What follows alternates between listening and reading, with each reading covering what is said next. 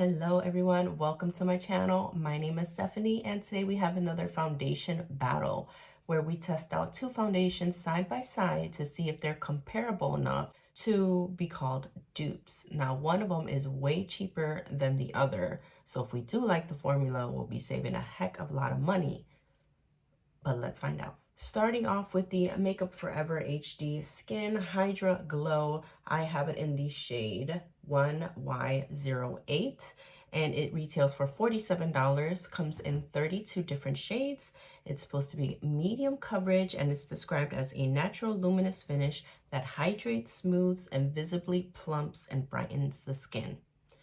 Okay, that description and the Makeup Revolution description sounded awfully familiar, so that's what made me want to try these out side by side. Some of these standout ingredients include polyglycerol 2-dipolyhydroxystearate, glycerin, jojoba seed oil, coconut fruit extract, avocado oil, and tocopherol acetate, sodium hyaluronate. A lot of these are mostly hydrating. We do have some anti-aging ingredients in there with the vitamin E. So I am expecting this to be extremely hydrating, but the thing is, will it last all day? Will it last the 8 hours that I will expect it to for $47? Let's go ahead and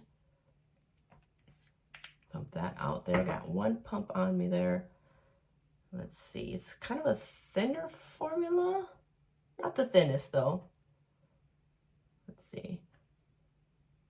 Shade looks a little tiny bit dark, but not bad.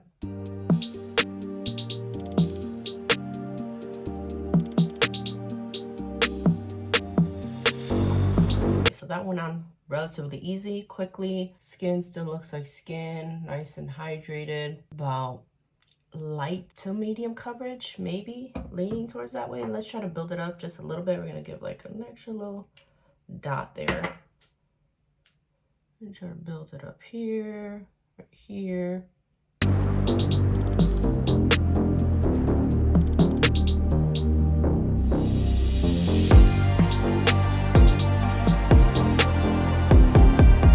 I'm liking it so far. Didn't really give me too much more coverage after that second layer. I'm still seeing the redness here, but it does look really nice, so not bad at all. Nice and hydrating. Very, very nice. Give you guys a closer look here. Nice and hydrating. Pores aren't being accentuated. Dryness is not accentuated. Not enough coverage here, but not bad. Just looks nice and hydrating. Okay, let's move on. Okay, now we have the Makeup Revolution Skin Silk Luminous Serum Foundation. I have it in the shade F6. This is $14, comes in 20 different shades. It's supposed to be a light to medium coverage and enriched with hyaluronic and peptide complex to hydrate and plump your complexion. So they're using that word hydrate and plump, just like the other product. We shall see if it really does that. Some of the standout ingredients include dimethicone, glycerin, triethyl citrate, which is an oil controlling ingredient, lecithin, tocopherol acetate, sodium hyaluronate, and palmitoyl tripeptide 1 and number 7, which is supposed to be anti-aging. And there are other hydrating ingredients in this as well. So I am expecting this to be hydrating, just like the other foundation we have here. I do like that this one has an oil controlling product in there for that T-zone. That would be really helpful if it could just be hydrating without like letting those oils shine through too much, but we'll see. It is $33 cheaper, so will it be just as good?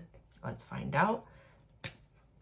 It's a nice little pump here. I'm gonna use this hand. Much thinner of a formula right away.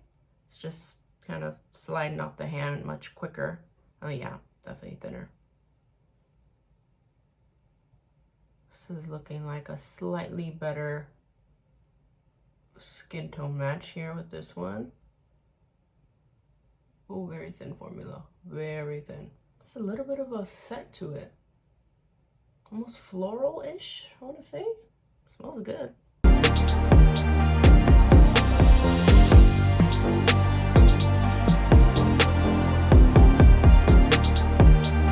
Yeah, I would say we're getting about the same coverage as we are with the Makeup Forever. I wanted to say Makeup Revolution, the Makeup Forever product.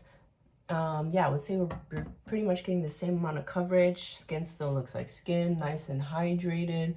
There's no dryness. There's no emphasis of the pores. Maybe the Makeup Revolution is slightly less luminous than the Makeup Forever. Slightly. But it pretty much looks the same for right now. Let's add a little bit more and try to build up that coverage. Just a little bit.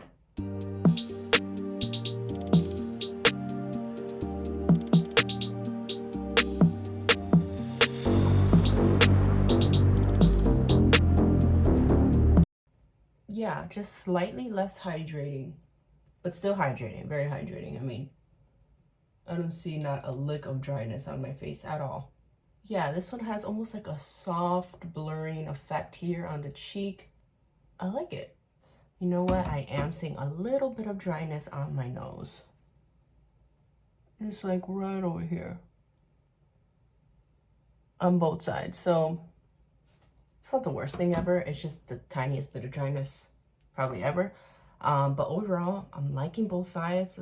They pretty much look exactly the same right now. This one is just slightly less hydrating than this side. But can you guys see a difference? I'll give you a closer look here. Still got that light, maybe medium, not really coverage on both sides here. Still see that redness peeking through here, here, here. But overall, the skin looks pretty good. Yeah, this side is more hydrating looking anyways than this side here. See it? You don't really see that bounce over here like you do here. Just a little bit, just a little bit. You really gotta look really, really hard. But yeah, so far so good. Let's go ahead and throw on the rest of my makeup and I'll be right back. Okay, I have the rest of my makeup on. This is how we're looking. Everything went on really nice and smoothly. No complaints whatsoever. Both sides pretty much look identical. Maybe a little bit more glow on the Makeup Forever side. But they both feel the same. They both pretty much look the same from afar. You really got to be looking for that difference because they look very, very identical. Even the coverage level. There is a little bit of dryness on my nose, but I mean, that's just me being nitpicky at this point because you can really barely see it.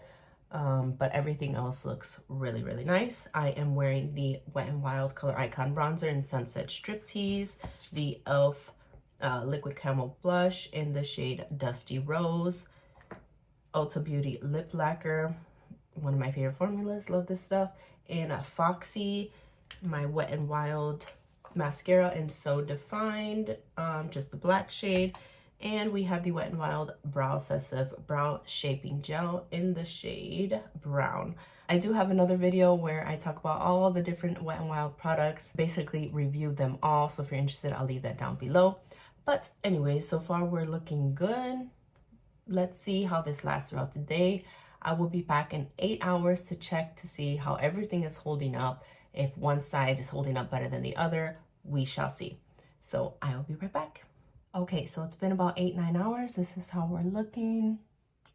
I haven't touched up anything but the lip color and everything's holding up pretty strongly. I can still see the bronzer and blush on both sides. I am looking a little shiny on the forehead and on the nose, but the chin area is looking fine. Cheeks are looking good.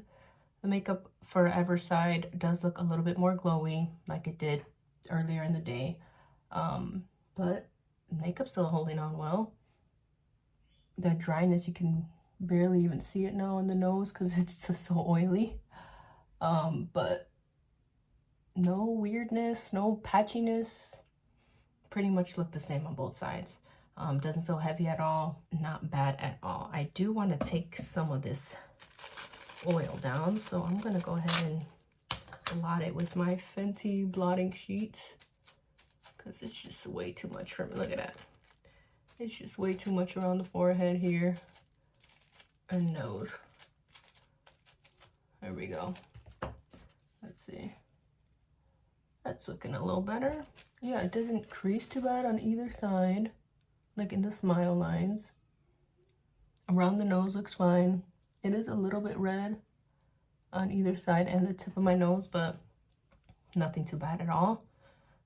So actually, let's see how we're looking around 12 hours, because these days I wear my makeup for more than 8 hours when I'm at work.